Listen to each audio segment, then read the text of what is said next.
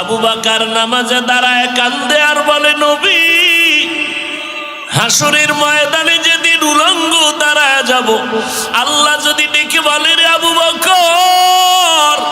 আমি আল্লাহ কত নেয়ামত তোমাকে দান করেছিলাম,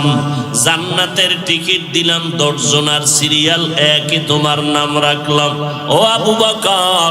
নবীজির তোমার নবীর বিপদকালে তোমারে বন্ধু বানায় দিলাম, হিজরতের সাথী বানাইয়া এত নেয়ামত তোমারে দিলাম, আমার দরবারে সেই বিনিময় কি নিয়ে আসছো? আমি যদি আমল নামা পেশ করি, ও আল্লাহ, নামাজ পড়লাম, রোজা রাখলাম, কোরআন তেলাওয়াত করেছি, তাহাজ্জুদ নামাজ পড়েছি, আল্লাহ যদি বলে, আবু বকর, তোমার আমল আমার কাছে পছন্দ হয় নাই, সাথে সাথে আল্লাহর অর্ডার হয়ে যাবে, এর জাহান্নামের ফেরেশতারা আবু বকরের হাতে হ্যান্ডকাপ লাগায়